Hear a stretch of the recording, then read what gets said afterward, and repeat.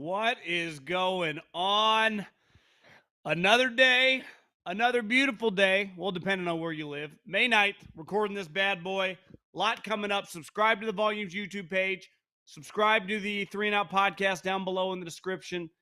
And let's talk about what's going on in the National Football League.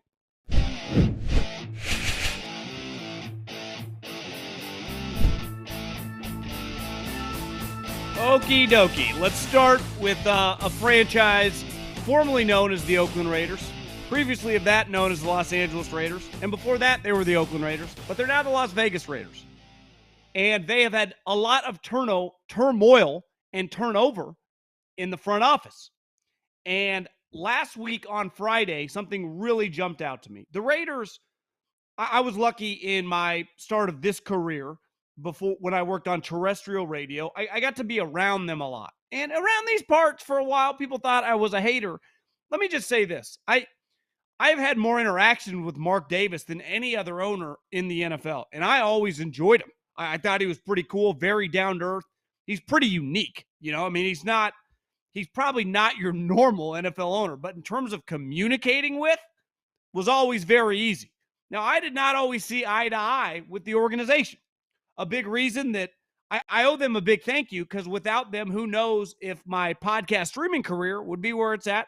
When I was on terrestrial radio, I was associated with them. I did their post-game stuff, and we had a breakup. Well, they divorced me because they didn't like the way I talked about their team. And listen, from their perspective, I completely understand. But here was the thing that I learned when I was in that role. Their team was not like a lot of other NFL teams that had people coming and going. I mean, they fire a lot of people like any NFL team, but their core people in the organization had been there 30, 40, some 50 years. But the people that I dealt with on the business side, who were also Mark Davis's right-hand men, had been there for multiple decades, had started at the lowest rung in the organization. They were just very loyal to the Raiders, and they'd seen it all, right? The highs of John Gruden, the lows of Al Davis, then the kind of the turnaround of the franchise, the move of the franchise. It's not normal, but also it has its perks of being kind of a cool, unique, it has a collegiate feel. As a lover of sport and as a lover of the NFL, I enjoyed the power of the brand. But the one thing with Mark Davis, and I've said this over and over and over again, the league wants him out. The league wants to get a rich owner to run that franchise, just like the Washington football team commanders. The difference, though, is Dan Snyder financially has no issues. Self-made billionaire, has a ton of cash. Mark Davis never had a job until his dad passed away and he took over the team. That's not an opinion. That's a fact. I even think he's gone on record and said that. So Dan Snyder and him are completely different, the way they're viewed in the league in terms of their capabilities of money and finances for the league. But I think they're viewed very similarly as we want to remove these guys. But as we've seen in other sport leagues, it's very, very difficult to remove someone. Very difficult. And these are not public companies where you can it's very hard. Even though they are public, but they're privately owned. We all know it's complicated. Well, on Friday, the Raiders had a press release of relieving the duties of Dan Ventrelli, who became the president last year after the Raiders fired the former president, who had been with the Raiders for like 30 years, Mark Bedane, who I dealt with and is loyal of a Raider as anyone not with the last name Davis. Loved the Raiders. Ate, breathed, and sleeped it. Like it was his life. So when that happened, it was a big deal. But then we later found out that he screwed up some money and overpaid Oakland millions of dollars. And the Raiders are not the Giants, the Eagles, the Cowboys. They can handle that. Like every penny to them is a big deal, even with this lucrative move. Well, then on Friday, when they did the press release of Ventrelli has been fired, we'll have no further comment. That is not normal, because even when Mark Bedane was fired by Mark Davis, he had a long written statement thanking him and wished him the best, even though that he had lost him a ton of money. Because Mark Davis and the Raiders are very close to the people that have been there a long time in their organization. It's like a mom and pop shop, but $1 billion operation. So when he did that, my antenna and red flags went off. I went, something is up. Started texting around. And then a couple hours later, it comes out that the vice president or the president that had been relieved of his duties had turned Mark Davis in for dealing with women inappropriately and had gone to the league office. And then I started texting around, and a couple people said, do you think it's a coincidence that the NFL, who is run by people from the Northeast New York City elites, Roger Goodell and his crew, when Roger Goodell vacations, he goes to Augusta. That's Augusta National. That's where he's a member and plays golf. Probably heads down to Florida or the Bahamas. People in the Northeast stay on the East Coast, just like people on the West Coast. We kind of stay on the West Coast or go to Hawaii. That we don't kind of cross-pollinate. When I lived in Philadelphia, I knew a lot of people that had never been to Las Vegas. I don't blame them. It's a long flight. You can go to other places on the East Coast and do that. Hell, you can get for the same distance. I never made the trip, but I'm pretty sure from New York City to England as New York City to Los Angeles. 5-hour flight, right? So I understand the difference of mindsets. We're two separate cultures. Well, what happened last week? The NFL came to Las Vegas and they saw what, and I'm not saying people from New York or Philly or Boston or whatever, or Washington have never been to Vegas, but they just don't spend time like we would. I literally could get in a car when I scouted. I spent a ton of time in Vegas because you could drive 5 hours from LA, 5 hours from Arizona, 6.5 hours from where I lived in Fresno. It was very easy to get there. Driving. I could hop in a plane right now. It's a 45-minute flight. And one thing you notice when you're there, it is a worldwide cash cow. All you think when you're in Las Vegas is cha-ching, cha-ching, cha-ching. Well, Roger Goodell and his crew spent the week in Vegas. What do you think they left realizing? This has to be the most underutilized market of all of our markets, and we're having success here. This thing should be one of our stalwart brands. Las Vegas Raiders should be, in the next 20, these businessmen are always looking forward, not backwards. Why can't this be one of our cash cow brands? And we don't think Mark Davis has the capabilities. Because when I was around the Raiders, they always took a lot of shit, and rightfully so, of not having any money, and more than that, not being able to generate any money. And they were in Silicon Valley, in Northern California, where we have an unlimited amount of money for the rich people. And the 49ers have no problem. Joe Lacob's $700 million in revenue a year at Chase Center. The Giants are one of the biggest revenue-generating teams in all of Major League Baseball. This is an area on the West Coast, also like Vegas, where cash flows. And there are major corporations. But the Raiders at the time could never figure it out. And now I think Roger Goodell and his people see, well, we got ourselves an underutilized asset. And they have been thinking this for a while. But once they lay boots on the ground and kind of feel the experience, they know they got a problem. Now, listen, he can't make this up. But one thing I had heard about this president that they had just fired, he's as cutthroat as it gets. And he's no dummy. He knows. Now, Mark Davis, there would have to be substantial stuff there for them to get an ouster. But what if there was?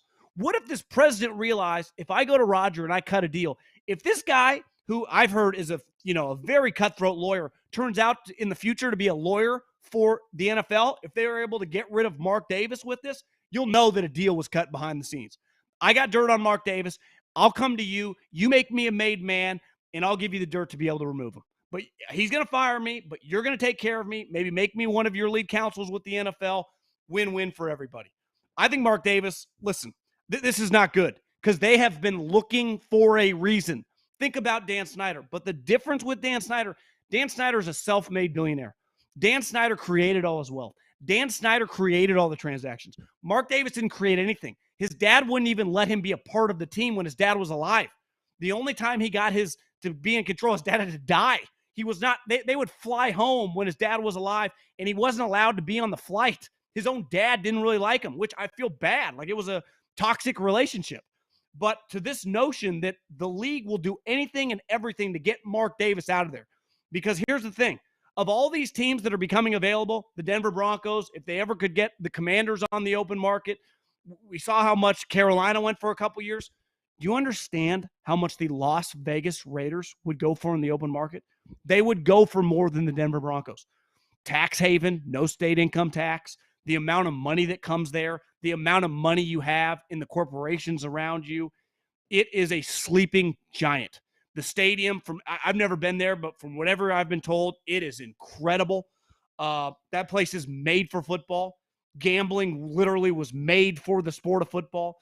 So I would say this, that I don't know. I'm not, I can be a little bit of a conspiracy theorist, but it cannot be a coincidence that a week after the draft went there and Roger Goodell and his crew got to be just kind of really feel Vegas and realize, God, we got to do something. And then the story comes out a week later and his president gets fired after his president, who had been with the Davis family for decades, who this guy had created, that Mark Davis made this guy the president, and then he takes him down. I don't know, man. It's not a good sign for Mark Davis. They're coming after him. They've been coming after Dan Snyder forever, and he's fought him off. He's more capable, as crazy as that sounds, than Mark. I would say Mark's in trouble. They're not even hiding anymore. They're coming for him. Another story that I saw today that I just think's kind of been brewing is part of drafting Kenny Pickett. I know Steeler fans have been on me like, you don't like Kenny Pickett? Listen, I'm not emotional about this stuff. I just don't really like weak arm quarterbacks. That's not really Mac Jones, Kirk Cousins, even Dak Prescott. Like, those aren't my style. I like bigger arm guys. That doesn't mean I didn't like Peyton Manning or Drew Brees, but those guys are outliers. But most of the type quarterbacks I'm going to like are going to be big arm guys. I like guys like Justin Herbert. I like guys like Josh Allen. And honestly, I lean, even when I fail, with the bigger arm guys. So Kenny Pickett is just not my style. But part of drafting a ready-made Mac Jones type player is to start him immediately. Because part of taking a huge swing on a Justin Fields, on a Trey Lance, on a Josh Allen is the next decade. I am trying to hit a grand slam walk-off in the World Series and get one of the best quarterbacks in the league. When you draft Mac Jones or you draft Kenny Pickett, he's not going to get that much better. You're kind of getting a ready-made player. So part of drafting a ready-made player really high, use him. I'll give the Patriots a lot of credit. Last year, I would not have drafted Mac Jones, even though obviously Mac Jones is better than anything they had, so it worked out in the short term. But big picture, I don't ever see him being a top 10 quarterback. And I can't take a quarterback in the first round that I don't believe has the upside to be a top 10 quarterback. Now, listen, I could be wrong. Maybe Belichick would argue with me. Maybe Mike Tomlin and Kevin Colbert would argue with me. Obviously, those guys are really accomplished, at their jobs. Now, I would say this to both guys. Beside Brady and beside Roethlisberger, Belichick went with Cam Newton 2 years ago. So it's not like he really had a pivot. Now, in fairness to Belichick, he was forced to trade Jimmy Garoppolo. Jimmy Garoppolo was supposed to be a Steve Young. And as we've learned, he's not Steve Young, not really even close, but he clearly would have been an upgrade, and they wouldn't have to go through the Cam Newton in 2020, and it would have been an easy transition. But Tom was still playing well. They were stuck. The Steelers, as I've said over and over, beside Roethlisberger, I've seen them draft quarterbacks. They haven't even been remotely close. Dobbs stinks. Mason Rudolph will get cut this year. Well, signing Mitch Trubisky, and we've seen his contract, it's not that much. It's a backup level contract. We also saw Mitch Trubisky play. He's average as the day is long. Good guy, tries hard, athletic, big arm, not very accurate. I don't trust to make basic throws. So Kenny Pickett, now the difference between Mitch can operate as a backup. Cam Newton, it was a tough spot when they drafted Mac Jones. Mitch, who cares? Like, he's not a big enough personality. Part of Cam had been the previous year starter. You had to get him out of there so it could be Mac's team. You don't have to do that here. Mitch can stay on the team. But I see no. If I was a betting man, I would 100% bet on Kenny Pickett starting week 1. Because one of the things Kenny Pickett hangs his hat on is being an accurate quarterback. One of the things Mitch Trubisky struggled with was being an accurate quarterback. So the reason you draft Mac Jones, Kenny Pickett, is because of their accuracy, right? The reason you can, quote-unquote, overpay Kirk Cousins is his accuracy. It's my issue with Dak. Like, I remember when Dak was a pinpoint guy, and then I watched him, like, the last month of the season in the playoff game. It's like, where's his pinpoint accuracy? He feels a little off. Like, when you don't have a big-time arm, and you're going to be Phillip Rivers, in the Peyton Manning, obviously those guys are the best version, but you got to be pinpoint accurate because you're not going to be some explosive down-the-field thrower.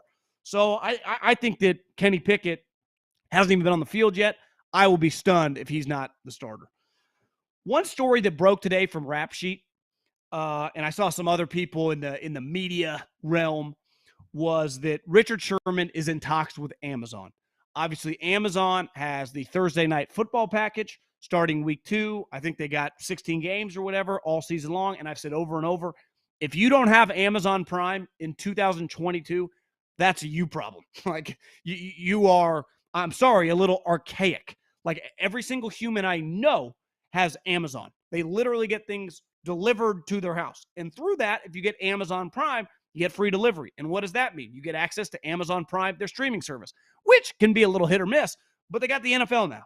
So if you're an NFL fan and you want to watch Thursday Night Football, get Amazon Prime. Again, most people have it. Here's the other thing. Well, smart TVs. I don't know that many people that don't have smart TVs. Well, I don't have a smart TV. They're not that expensive. Even in the time of inflation. You know an underrated part about TVs in this crazy time of everything's been inflation? Their prices have stayed pretty low. Like you can get like a 75, 80-inch TV for under $2,000. And you don't even need to get that big of a TV. You get a 40-inch TV for $500. Go to Target. But one thing, and I say this all the time, just because you're a big name, and this was my issue with Drew Brees when Drew Brees was signed with NBC. Like, Drew Brees is a fantastic guy. Everything we'd ever seen about Drew Brees, incredible human being. And one thing, obviously, on the field, he was a fantastic quarterback. But in all my years of following the NFL and just watching star players talk and communicate, I had never seen Drew Brees and come away thinking like, this guy meant for TV. Drew Brees, he'll really move the needle. Who's the best former athlete in the history of television? It's Charles Barkley. Why?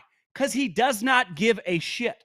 And part of anyone that's good at their job, when you talk for a living, you got to say some off-the-wall things. You have to be interesting. And when I say off the wall, you just can't worry about what other people think.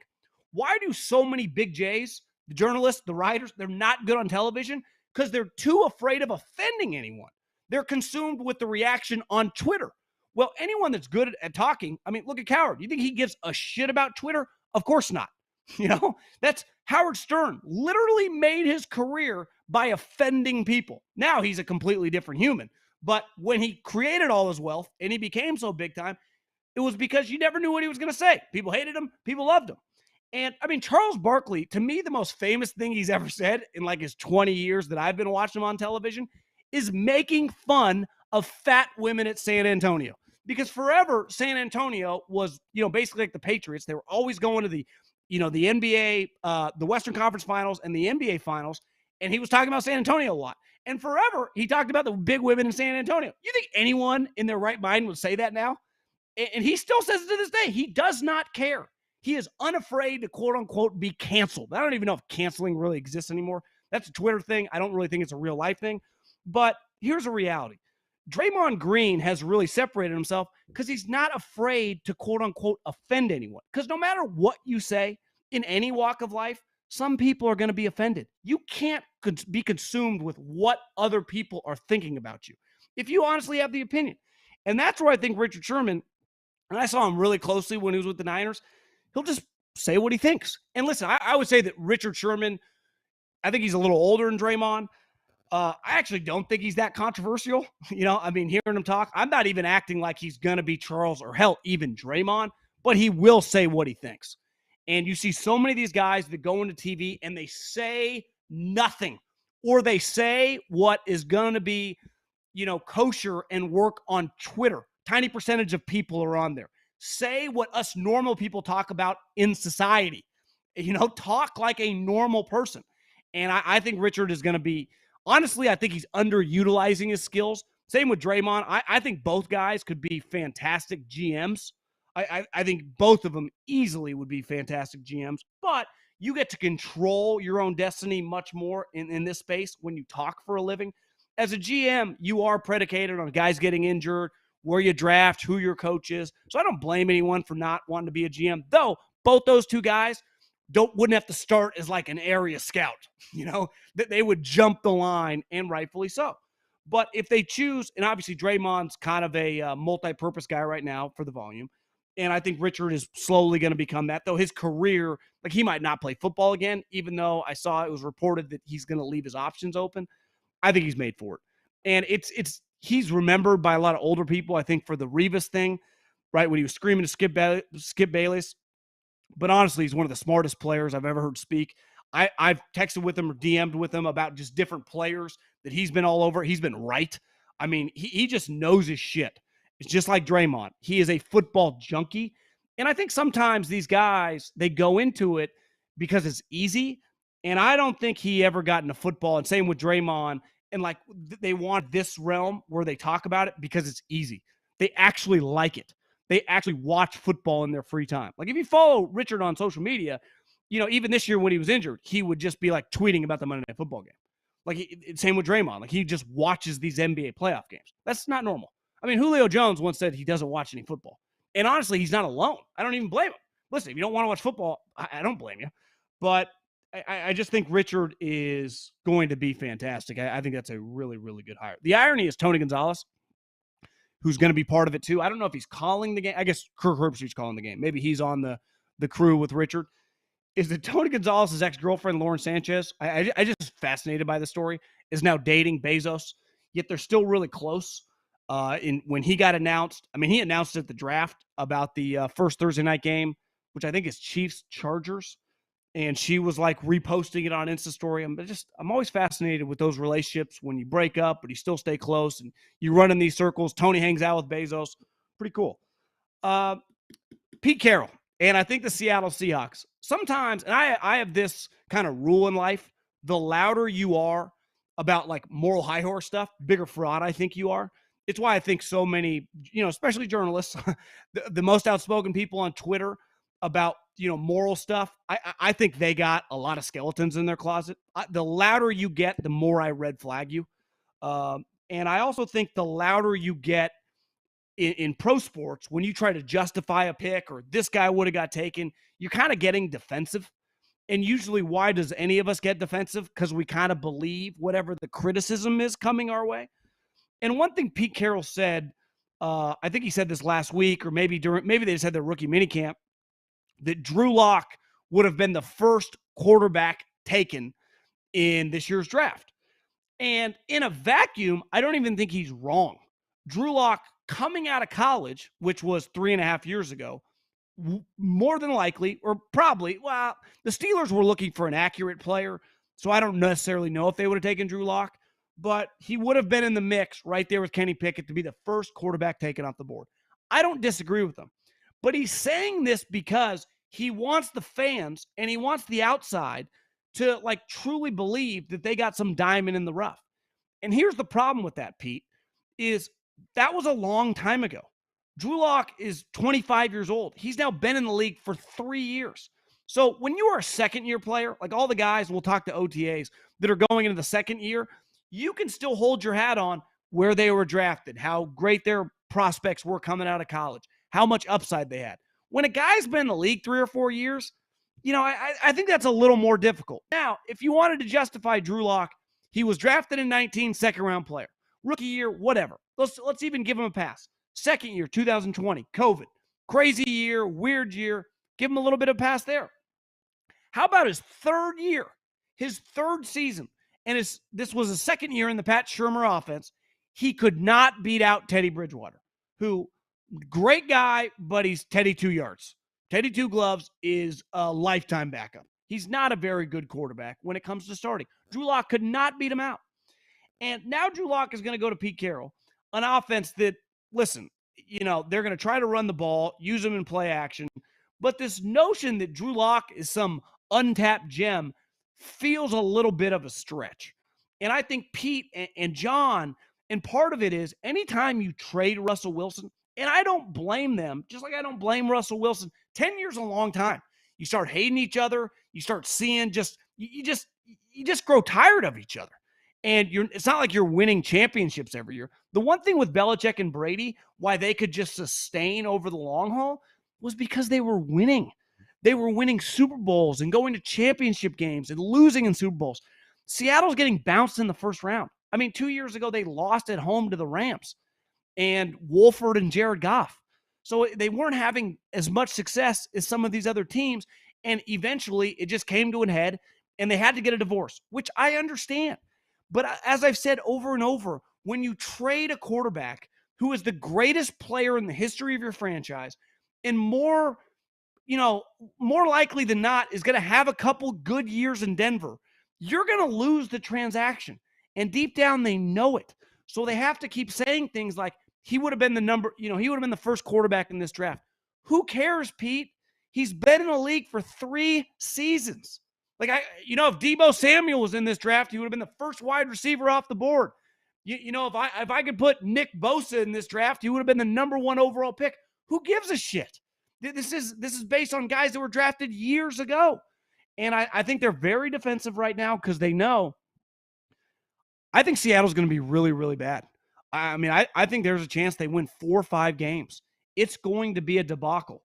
And in a weird way, they know it. Now, part of being a coach, part of being an executive, part of being a general manager is, having false hope. Denial might be the wrong way to put it, but you got to stay positive. So I don't blame them for putting on their positive blinders, but it's going to be a debacle. And there's just no way once the season goes and you're 2-6 or you're 3-6 or your season finishes 7-10, that you can justify this to people, especially if Russell and the Broncos are in the playoffs. And when I say justify to people, make it look like you were right too. Like, it's okay, you had to have a divorce. I think we all acknowledge that. But you got to stop trying to defend the move. You just kind of got to let it be and take the arrows as they come. OTAs is right around the corner. And I was always taught this in the league, that second-year players take the biggest jump. Because if you think about it, this first, the rookie season, they have their season ends, then they start training for the combine, then the combine happens, then they go to their pro day, and then they take all the visits. And by the time they get drafted, a week later, they're in rookie minicamp, and then you got OTAs for 45 days. So by the time they get to the summer, I mean, they just got to be wiped out. They're exhausted. Then the season starts. They're trying to get playing time. They're trying to survive. They're trying to be a starter. And once they become a starter or a rotational player, they're just trying to make plays, keep their head above water. A lot's going on. And I don't, for every Justin Jefferson and Jamar Chase and Nick Bosa, most guys are up and down as rookies, which is understandable. Think about the first time you ever get a job when you're young, right? When you're 22, 23, 24, whatever, hired out of college. It's intense. Like, you're learning new things. You're around older people. There's just a lot going on. You're just trying to figure it out. And by a year in, if you've lasted a year in your job, you become a lot more comfortable. You know where to, you're just confident when you walk into the office in the morning, or when you interact with clients or sales calls or whatever. The longer you do something, the more confident and comfortable you get, because through experience, that's how, improves the wrong word, but just feel more capable in your abilities.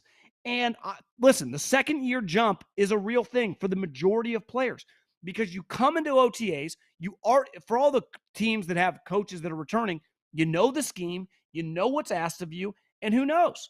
It's no different than in college. When guys graduate or guys goes pros, a lot of guys that redshirted become starters. And that spring is kind of where they establish themselves. Now, the difference between college and the pros is, in college, in spring practice, they wear pads. In the pros, they do not, because of the union and everything. But you do, it's probably not as crazy as even it was 5-6 years ago, but they're still pretty high-speed reps. You can really separate yourself and hone in on your craft. And then for the older guys, like, iron sharpen iron. So the one thing with football, I can go train, do squats, do all this stuff with personal trainer, but there's nothing like getting a live rep against my starting cornerback if I'm a wide receiver, or getting a live just pass rush rep if I'm a guard against my starting defensive tackle, right? Or if I'm my quarterback, repping with my wide receivers against a 7-on-7 situation where there are linebackers and defensive backs out there. It's much more real than just throwing with me and a wide receiver somewhere in Los Angeles or Texas or Florida. It is very important. And then for the programs with new coaches, right? The Jags, the Giants, you go around. I'm trying to think who else fired coaches. I don't even know. I guess Tampa and, Houston somewhat have some carryover. But any coach with new coaches or new coordinators, the Raiders, this is a time where you put in the scheme, where you teach people the fundamentals. You can't go to AP calculus until you learn algebra and basic math, right? To know what to do in November against cover 2 in third down situation in your offense, you have to learn the basis of the offense, in May, in June, and then early on in training camp. Because once we get to training camp, what do coaches always say? We reinstall that first week, just the basic elements of our offense or defense. So as we grow, as camp goes on before the season, we re-hit on all the basics. And for everyone that plays for McVay or plays for Shanahan or Andy Reid, this is just getting back into the swing of things. But if I'm playing for Josh McDaniels or I'm playing for Doug Peterson or I'm playing for Brian Daboll, I have to learn what they expect of me. One, just the expectations of, when I say a meeting's at 8:30, can you roll in at 8:31? Like, are we on Tom Coughlin time? What is the expectation of speed at practice? What is the expectations in meetings? And listen, even if you do have some of these carryover coaches, which a lot of the league has, a lot of these coaches got new assistant coaches. So what does my position coach expect of me? Because listen, we're all humans. Not every position coach is going to be the same. Even if I go from a tight end coach to a tight end coach, that guy might teach something dramatically different. That guy might be way more lax at a certain area in a meeting where the other guy was a stiff, or vice versa. So I think this time is a great learning tool. It's also in a weird way, a nice, easy, relaxed environment relative to football. It's usually 3 or 4 day weeks, scouts included. It's more 9 to 5-y, and you're just kind of feeling each other out. It is truly the onboarding process for new coaches, for new players, for young players, and then for the older veterans, it's about them honing their skills so they can take it right into the that summer break, maintain their level of fitness, and then come back for training camp and hit the ground running. But this is not just some blow it off, fuck around time. But it's much more relaxed than training camp. When training camp starts, sun up till sundown, eat, breathe, sleep football. This is like, you'll see teams will go to local NHL games, local playoff games, they'll be playing golf. It actually has a lot of team bonding elements to it, where you're spending time together. No different with the front office and the coaches. I remember when I was with the Eagles, we used to go to baseball games during the week as a staff, have some beers, play some games, fuck around. And it's a very good time to really get to know each other. Because the other thing in football, whether it's the scouting department, whether it's the coaching staff, and definitely the players, there is just a ton of turnover every single year. The majority of teams don't come back, same scouts, same coaches, same players. Most teams have some new coaches, some new executives, and definitely some new players. You get to know each other, and the better you can get to know each other, the easier the season is, which is really what this time is for, honing in the operation so we can try to win games in the fall. I mean, that's the whole goal of this entire thing. So, yeah, I'm excited. OTAs probably get going in the next week or two. Every team will be on the field. And, fun time to just see how the rookies are doing. I don't make that much of great play or poor play, but I do understand if you're there as a reporter, getting excited. Like, it's okay to get excited for players. Now, that doesn't mean it necessarily translates to training camp, because what happens in training camp? You put on pads. And then even if you excel in training camp practice, well, how do you do in the preseason games? And then you do well in the preseason games. Well, how's it going to go with the regular season games? So there are all these kind of benchmarks you're just looking to clear. And, and hope everything is positive and you don't have any injuries.